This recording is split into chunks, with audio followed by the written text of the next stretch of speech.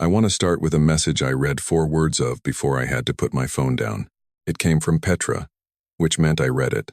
I always read Petra's messages because she was one of the few people from that part of my life who had stayed in genuine contact through the 3 years of absence, and because ignoring Petra felt like ignoring someone who had specifically decided not to make me choose, which was a gift I hadn't been fully able to receive, but had never stopped being grateful for. The message was about a gathering, a reunion. She called it not a formal thing, just the group getting together the way the group used to get together, at someone's apartment, the kind of evening that used to be so regular it didn't even need a name, and now needed to be described as a reunion, because 3 years had passed and people had moved and things had changed, and the easiest shorthand was, everyone back in the same room, everyone, and then the 4 words. Owen said he hopes you'll come.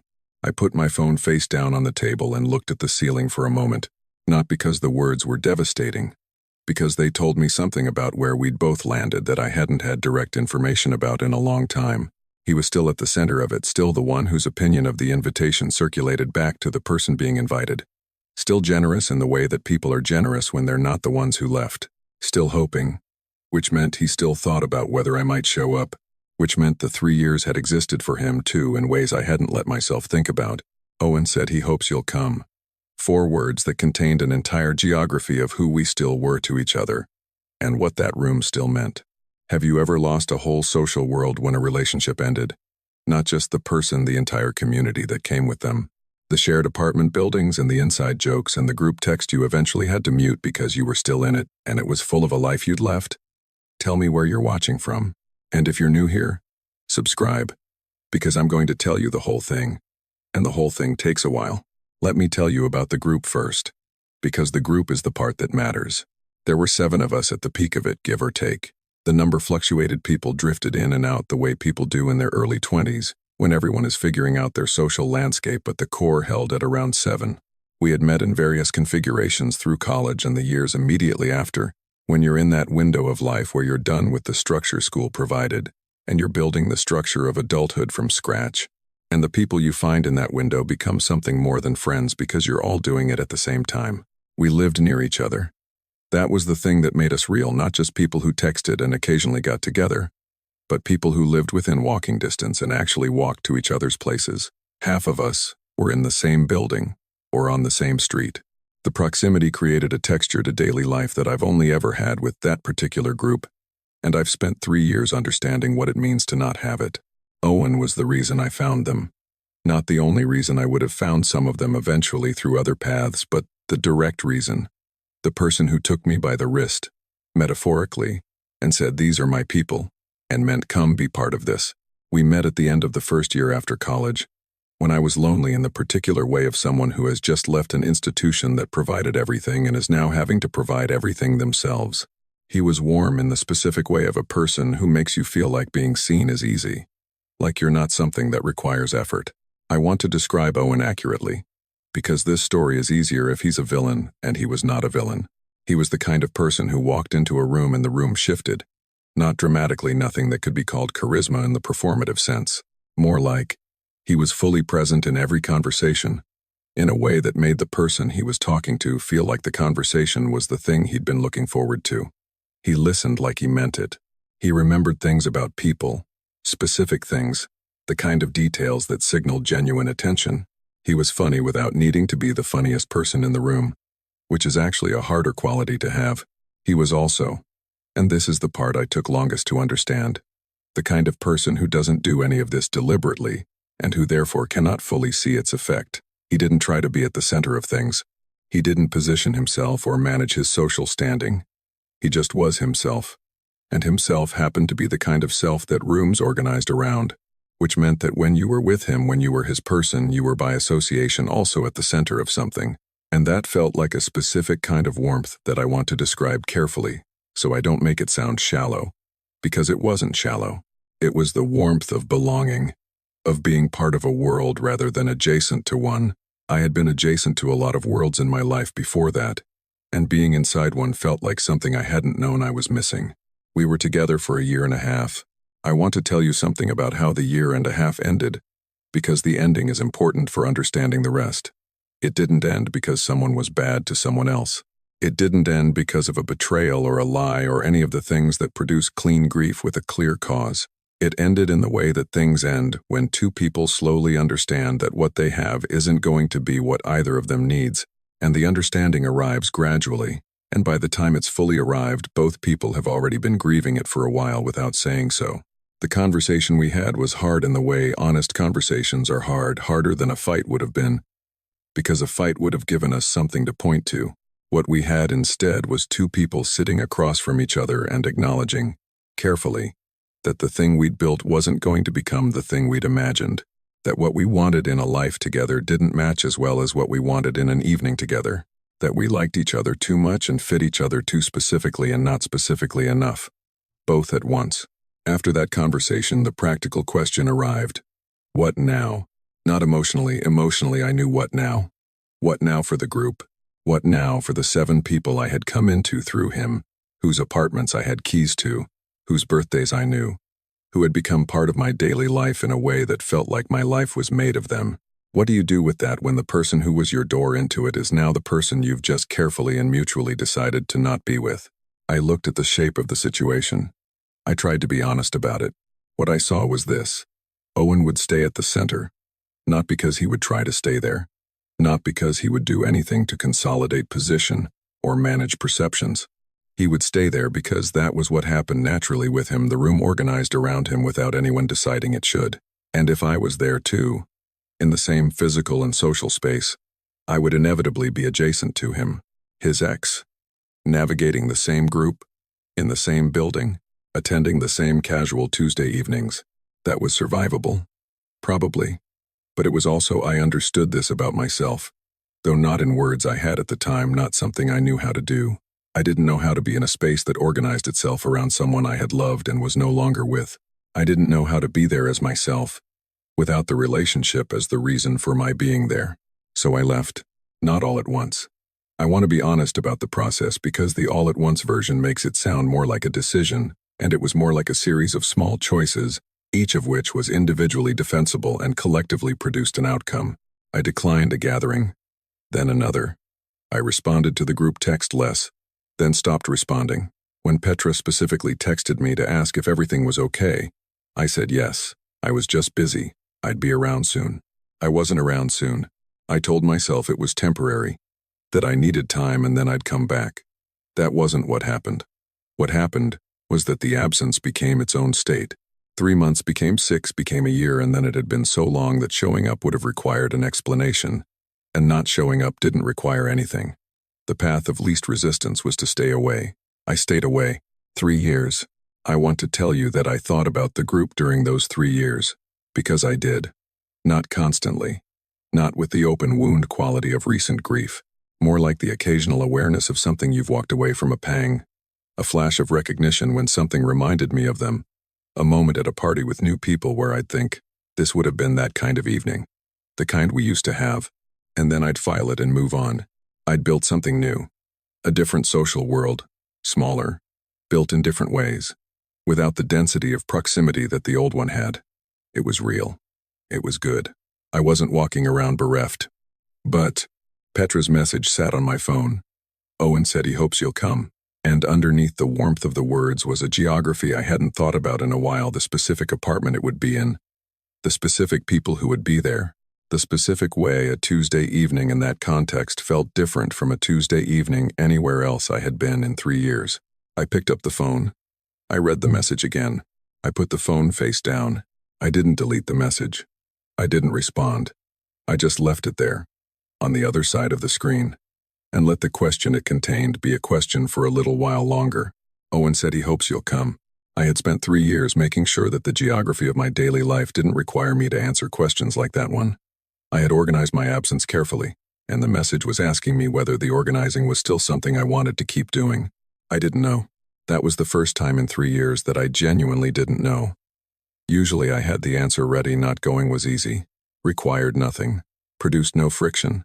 But something about the message and the 4 specific words in it and the image they produced of Owen saying them to Petra to say to me had cracked the usual certainty a little, and I was sitting with the crack, in my apartment, looking at the ceiling, The invitation would expire if I didn't respond.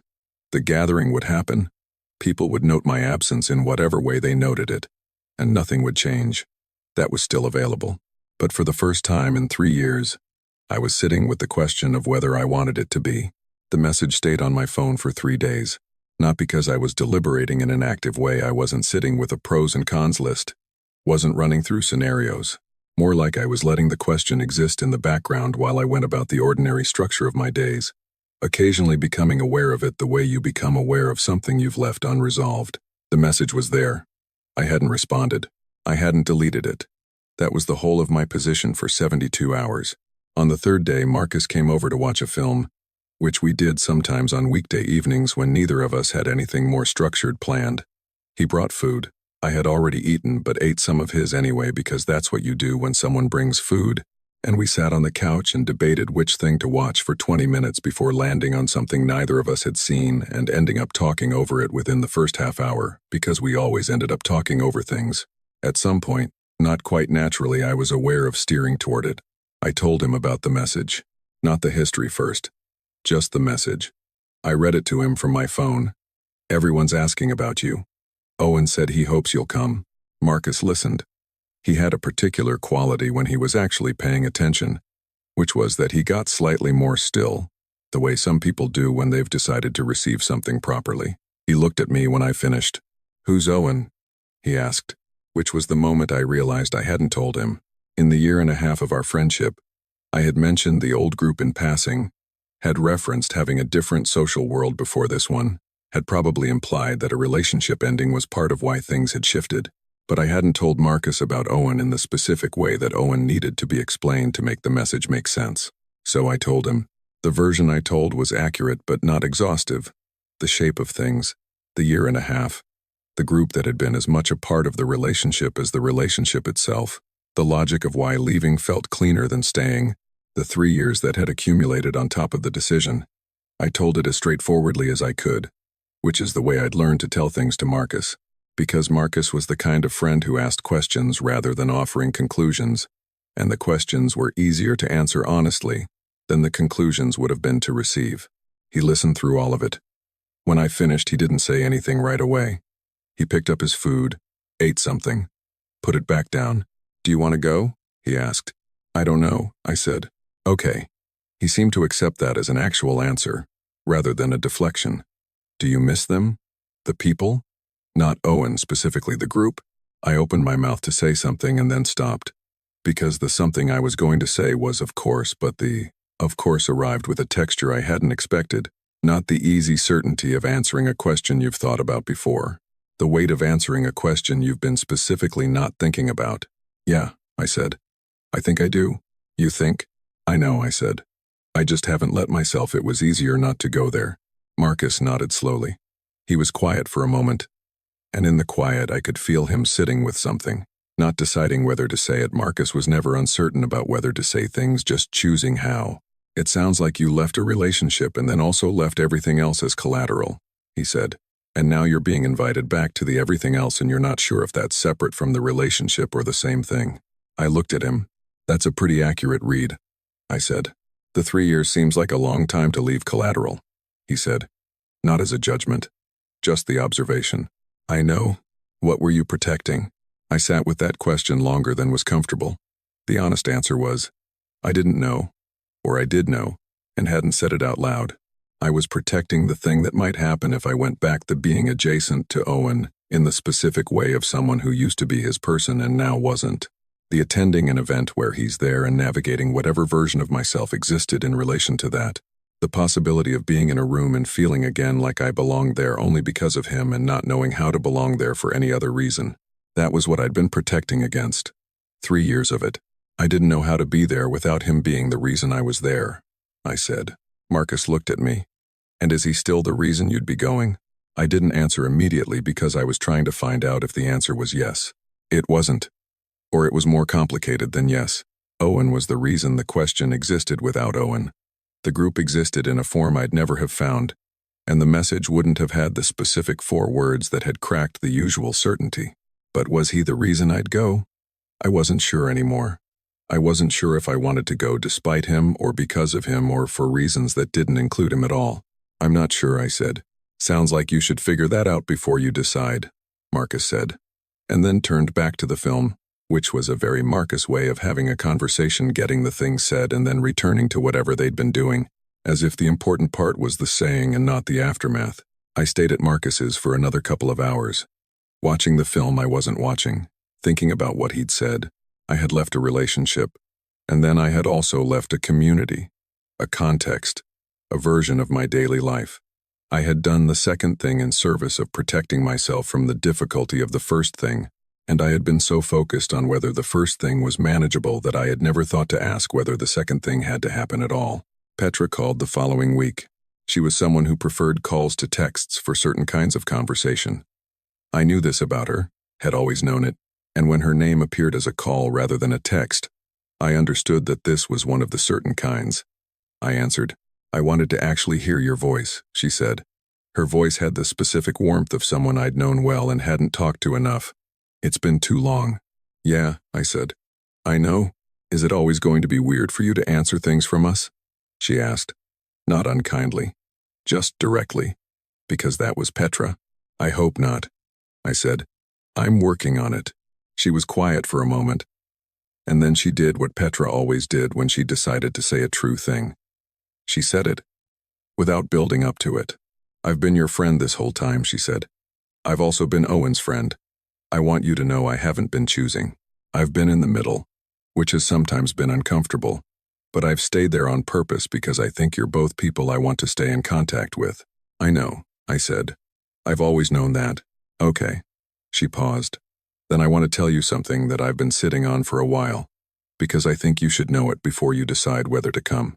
Okay. Owen's fine, she said. He's himself, which means he's doing well by most measures, because that's who he is. But he's also been in the same apartment, with the same people, in a world that used to include the two of you as a unit, and now it doesn't. And he's been navigating that just as much as you have, just in a different direction.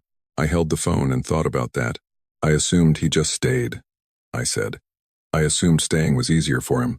Staying meant being in a world that had the absence of you built into it, she said. Everyone who cared about you and was also his friend. Every time someone mentioned you or asked about you or wanted to reconnect and he had to navigate that, he didn't get to build something new. He stayed with the thing that had a shape of you missing from it. I hadn't thought about it that way. The thought I'd had, for 3 years, was, Owen was at the center and I was on the outside. And being at the center was winning, and being on the outside was losing. But the geometry was more complicated than that. He had gotten to keep the geography. I had gotten to start fresh. Both of those things had costs that I'd only been thinking about from my own side. Why are you telling me this? I asked. Not defensively, genuinely, because I want you to come to this gathering as yourself, she said. Not as Owen's ex who's been invited back. Not as someone who's making peace with something. Just as Sam, who I've missed and who I'd like to see again. And I think if you're going to do that, you need to stop thinking about him as the person who stayed at the center and understand that he's also been dealing with it. The call lasted for another 40 minutes after that. We talked about other things, her life, what the group had been doing, the practical details of who was coming and when and where. By the time we got off the phone, the sun had shifted and my apartment was in the specific late afternoon light that I associated with the end of work and the beginning of evenings. I sat in it for a while. The 3 years had been genuinely built. I wanted to say that clearly, to myself and to whatever version of this I was working through. The life I'd made after leaving wasn't a placeholder or a waiting room. I had friends I trusted, work I was interested in, a sense of where things were and who I was in relation to them. I hadn't been surviving. I had been living, but I had been living in a way that was organized, quietly and without announcement, around an absence.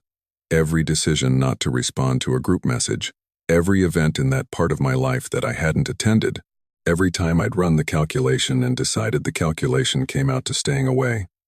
I had been organizing my life around the choice I'd made 3 years ago rather than making new choices, and the choice 3 years ago had been about Owen, which meant that Owen was still, in a specific and architectural sense, at the center of things, not in the way of the group, not because of anything he'd done, but because I had arranged my absence around him the same way I'd feared I'd arrange my presence. He was the thing I was navigating. Even when I wasn't there to navigate anything, I picked up my phone. The message from Petra was still there. I scrolled back to it and read it again. Everyone's asking about you. Owen said he hopes you'll come. Below it, Petra's number sat in my recent calls. I opened a new message to Petra. Typed 2 words. Read them back. I'm coming. My thumb hovered over send. I thought about the way Marcus had framed it, not the relationship, the everything else that had been collateral. I thought about what Petra had said about Owen navigating an absence. I thought about 3 years of organizing my life around a decision and whether I wanted a 4th. I pressed send. The message went through immediately.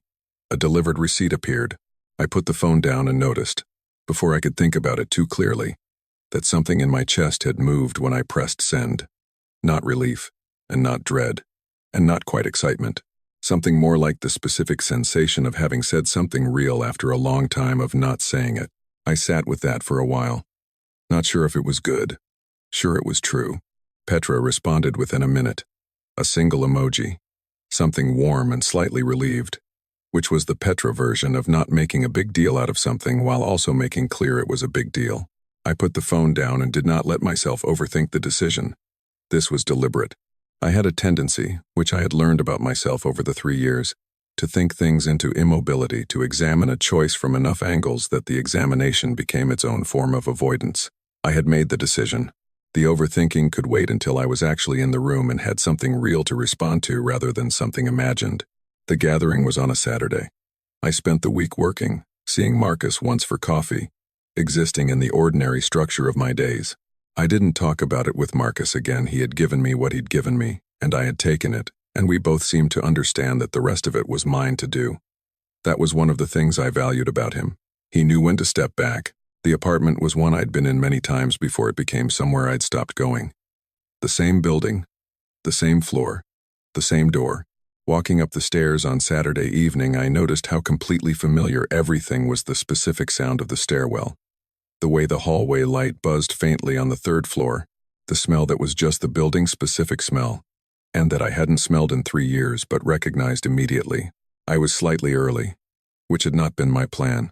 I'd meant to arrive in the middle of the gathering, when there would already be people and noise and I could slide into something already in progress rather than standing in a doorway being the first arrival who had to be greeted specifically. But the subway had been faster than expected and I was there earlier than I'd intended, which meant I had 5 minutes on the landing outside the door, making peace with arriving first. I knocked. Petra opened the door. She looked at me for a second, just a second, with the expression of someone seeing something they'd been waiting for and had half convinced themselves wasn't going to arrive. Then she hugged me. And it was the real kind, not the social kind. You came, she said. Not accusatorially. Just the fact. Received. I came, I said. I was not first. I had worried about being first.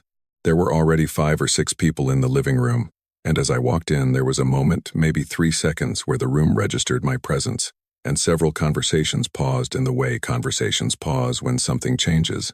And then people were saying my name and coming toward me, and it was not awkward in the way I had imagined it might be. It was warm. Genuinely warm.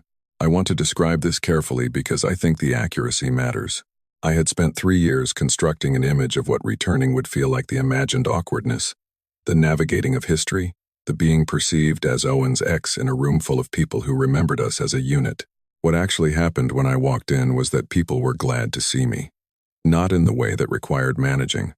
In the way that someone is glad to see a person they've been missing. Straightforwardly, without subtext. I had been gone. They had noticed the being gone. They were glad about the being back. It was, in some ways, harder to receive than the awkwardness would have been. Awkwardness I had prepared for. Uncomplicated gladness required me to accept that my absence had been felt and that my presence was wanted, and I had spent 3 years getting comfortable with the idea that I wasn't expected. Owen was there. I had known he would be. I had tried to prepare for it, and had come to the conclusion, around Thursday, that preparation wasn't something you could do effectively for something like this. You just had to walk into it and be in it. He was across the room when I came in, talking to someone, not looking at the door. He looked up at the shift in the room's attention, the way you look up when something has changed in the ambient noise of a gathering. And he saw me. We looked at each other across the room. He nodded. It was a small nod. not elaborate. Something that said, "You're here. I see you're here. I'm glad you're here. We don't have to make it more than that right now." I nodded back, and then he went back to his conversation, and I went back to the people who had come toward me, and the moment was done. It was the first time I'd seen him in 3 years. I had imagined that moment many times, not deliberately, not as something I sought out, but in the way that you imagine things you're avoiding when you don't expect to. The imagined version had always been too weighted, too significant, the kind of movie moment where two people make eye contact and the soundtrack changes. The actual version was a nod, and the nod was the right version. It was exactly enough. The evening did what these evenings had always done. It moved through stages. Conversations formed and dissolved and reformed in different configurations. Someone put music on. Food appeared. I had forgotten how much I'd liked the specific energy of this group when it was gathered together. They were funny in the way of people who had known each other long enough to have a shared comedic language. They were interested in each other in a genuine way. There was a quality to the room that I had been unable to find or replicate elsewhere, not because I hadn't found good people, but because this particular accumulation of specific people had something that was theirs and not transferable. I found myself in a conversation with two people, Kara and Dimitri, both of whom I'd known since the beginning of the group, that had nothing to do with anything I'd been carrying about the evening. We were talking about something Kara was dealing with at work, a situation with a colleague that was frustrating and slightly absurd, and Dimitri was making observations that kept landing in the exact right place, and I was laughing in the way that happens when you're actually present and not monitoring yourself. At some point I realized I had been in the conversation for 20 minutes, and had not once thought about Owen or about the 3 years or about anything except what we were talking about. I was just in the room. It was somewhere around 9 o'clock that Owen came to sit near me, not beside me, near me, on the other end of the couch, when a conversation that had been happening there wound down and people moved on to other parts of the room, and we were both just there for a moment. I could have moved. He could have moved. Neither of us did. "I'm glad you came," he said. His voice was the voice I remembered. That was the most disorienting thing about seeing someone after a long absence, not the ways they've changed, but the ways they haven't. He sounded exactly like himself, which was both obvious and somehow not something I'd been prepared for. "I should have come sooner," I said, and heard myself say it, and recognized it as true. He looked at me, not with the weight of 3 years in it, or not only that, more like someone checking whether the statement was accurate and deciding it was. "You left because you needed to," he said. I understood that. "Did you?" I asked, not as a challenge, as a genuine question. I understood the logic of it, he said. I understood why staying would have been hard. I didn't understand. He paused, and in the pause I could see him deciding how much of a true thing to say. I didn't understand at first why it had to be so complete, the whole thing, everyone and everything. I didn't know how to separate them, I said. You and the group. You were the reason I was there. When we weren't, I stopped. Found the words. I didn't know how to be there for any other reason. I didn't know if I had any other reason. He was quiet for a moment. You did, he said. People liked you for you. That was never about me. I know that now, I said. I didn't know how to believe it then. We sat with that for a moment. The party was happening around us, the specific ambient warmth of people enjoying each other's company in a small space. Someone laughed loudly in the kitchen. The music had shifted to something easier. I'm not going to pretend the 3 years were nothing, Owen said. Or that having you just not be around didn't change things. I know, I said. But I'm also not, he stopped again. I'm not angry. I don't think I was ever really angry. I was sad for a while. And then, that passed. And it was just, he gestured, vaguely. I hope you've been okay. I have been, I said. Mostly, he said. A small, real smile. That's honest. I smiled too. And for a moment the years between us didn't feel like they required accounting for. They had happened. They were in the room with us. And they didn't need to be managed or resolved or turned into something cleaner than they were. I kept thinking about how to come back in a way that wasn't about you, I said. And I couldn't figure it out. And now I'm here and it's... I looked around the room. You're just one person in the room. He looked at me. I'm going to take that as a compliment, he said. It was, I said. He moved on after that. Someone called him from across the room. One of those moments where someone wants to include you in a conversation happening elsewhere. And he went. And I stayed on my section of the couch and watched him go and thought, that was the conversation. And it was the right size. Not the 3 years conversation, not the accounting conversation, just two people sitting near each other at a party, saying the true things that needed saying, and then the party continuing. I got a glass of water from the kitchen and stood there for a moment, looking at the room from the kitchen doorway, and something arrived that I hadn't been expecting. I was watching people talk. I was watching the group be the group, the specific texture of it, the way conversations overlapped, the way people moved through the space with the ease of long familiarity. I was watching it from the kitchen doorway, and I was watching it as someone who was there, who had been invited and had come, who was part of this evening even though I hadn't been part of the 3 years leading up to it. And I understood, standing there, what I had been wrong about. I had left because I didn't know how to be there without Owen being the reason. I had stayed away because returning felt like it would be about Owen, about navigating his presence, about being in a space that organized itself around him and not knowing how to be anything in relation to that. But the space had never been organized around Owen. Not entirely.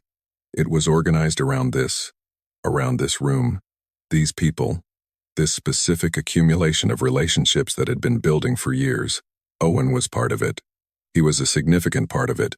But the group was not Owen, and Owen was not the group, and I had been treating them as the same thing for 3 years because it was easier to think about leaving as leaving one thing rather than leaving many. I had made him the whole thing, and he had never been the whole thing. He'd always just been one person in the room. The room had been mine too. I had given it up as if it were his to give, and it hadn't been his to give. I went back to the couch. I sat with Kara for another half hour, talking about the kind of things you talk about when you're catching up with someone after a long gap and finding that the gap hasn't made them into a stranger. And then I was in another conversation, and then another. I left around 11:30, when people were starting to wind down in the gradual way of gatherings that have gone well. I said goodbye to everyone, and the goodbyes had the warmth of things that were being continued rather than closed. In the taxi home, I stared out the window and let the city move past. I took out my phone before I'd really decided to. Marcus picked up on the third ring. "How was it?" he said. "Really good," I said. And then, because it was Marcus, and because the thing needed to be said to someone, and also I think I've been organizing my life around someone who left it 3 years ago. "A pause. Owen," he said. "The idea of Owen," I said. "Which is different." I could hear him take that in. "Yeah," he said. After a moment, "I think I see what you mean." I looked out the taxi window. The city was doing its nighttime things, ordinary and ongoing, the way it always was. "I need to think about what that means," I said. "But I think I'm starting to." "Good," Marcus said. "That sounds like a good place to start." The thinking took a few weeks. Not the dramatic kind of thinking. Not the kind where you sit in a specific chair with a journal and work through things in order. Just the ambient kind, the thoughts that arrive while you're making coffee, while you're on the subway, while you're doing something with your hands that doesn't require all of your brain. The understanding that had arrived in the taxi was real, and I was letting it find its edges. Find out what it meant practically. Find out what it asked of me. What it asked of me, it turned out, was not very dramatic either. It asked me to stop treating the group as a place I could only visit by special permission, to stop approaching Petra's texts as if they were diplomatic communiques requiring careful response rather than messages from a friend, to stop running the calculation every time an invitation arrived, the calculation that had always started from, "This is Owen's world. Do I belong in it? What is my standing here?" and start from something simpler, which was, do I want to go? Do I have something to offer? Will I be glad I went? Those were different starting points, and they produced different answers. I started showing up again. Not in a way that required announcement or explanation. I just started responding to Petra's texts with the quickness of someone who wasn't managing them.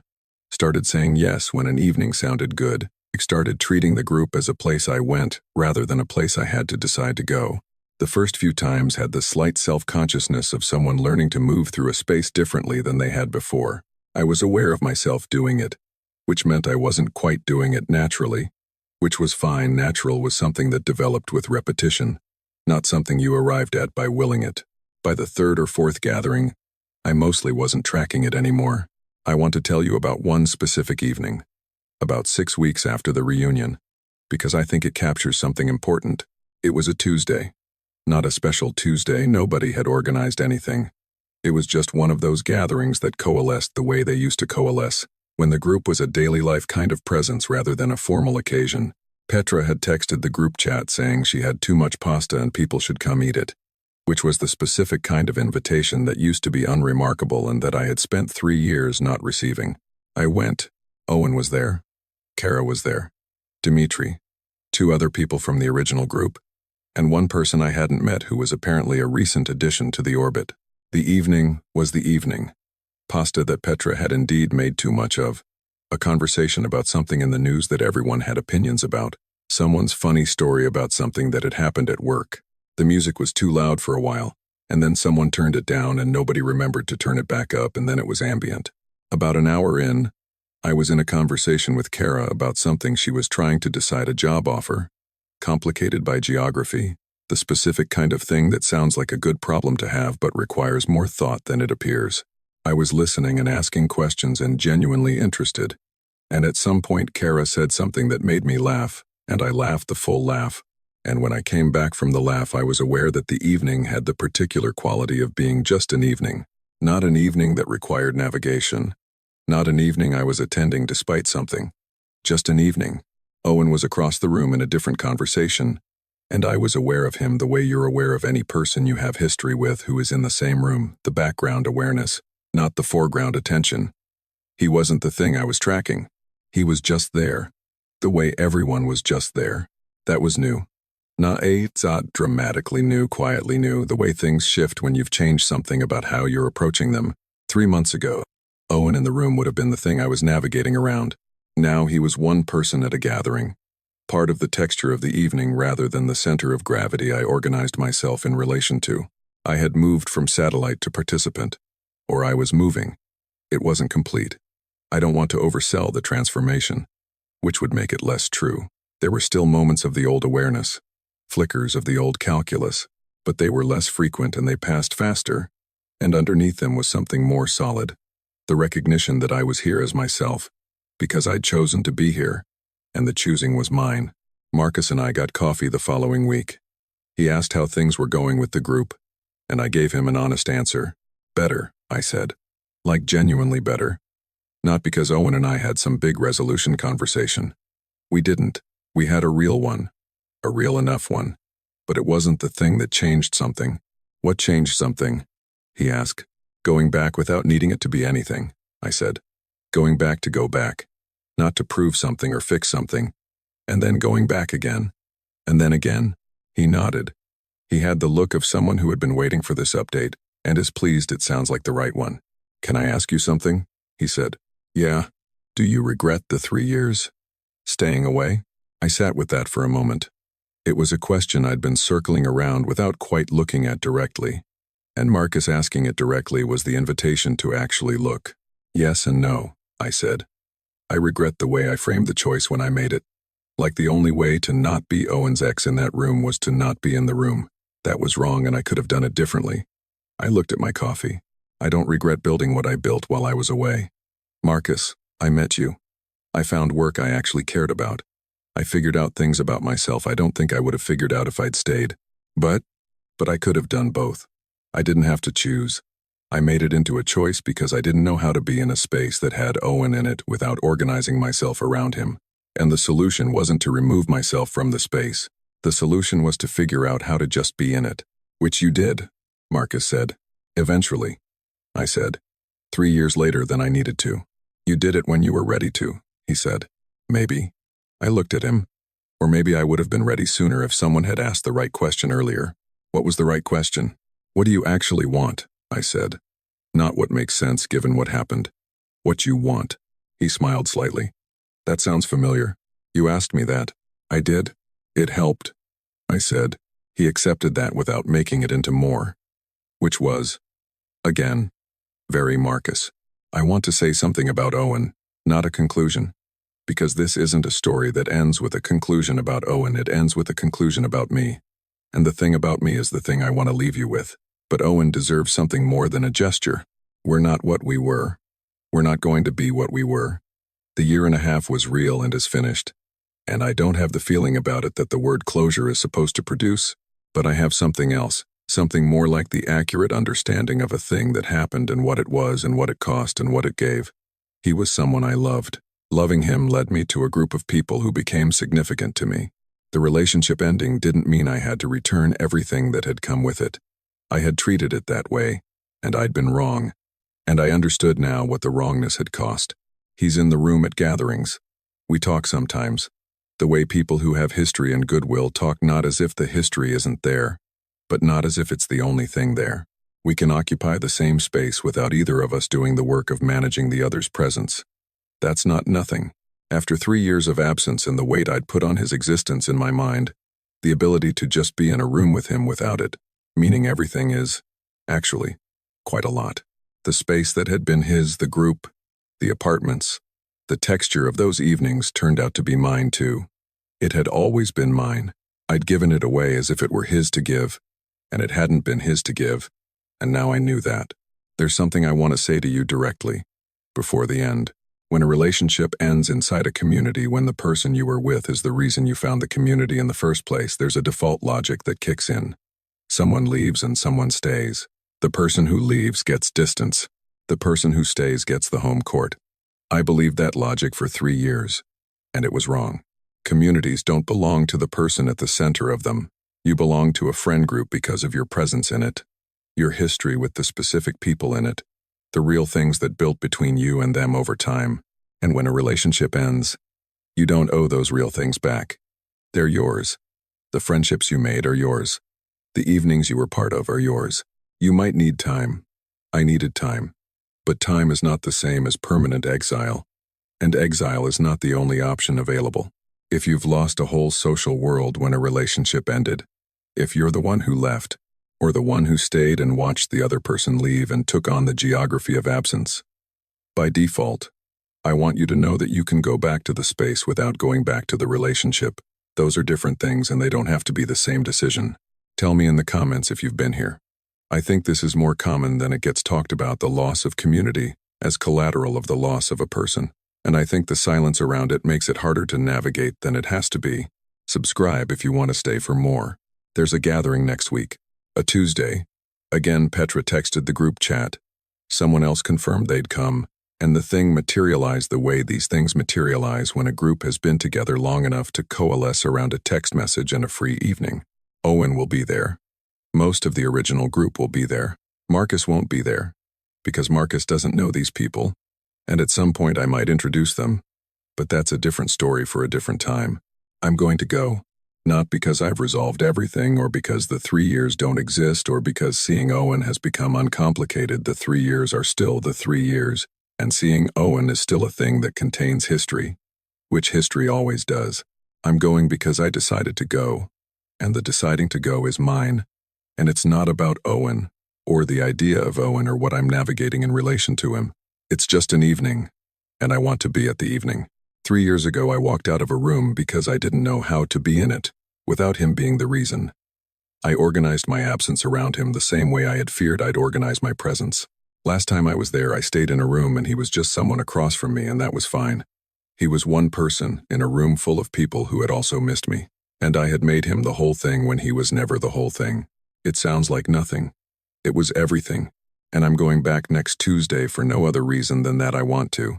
That's the end of the story and also the beginning of a different one, which is the one where I get to just be somewhere because I chose it. That's what 3 years and 1 evening taught me, and it was worth the cost of learning it, even if I wish I'd learned it sooner.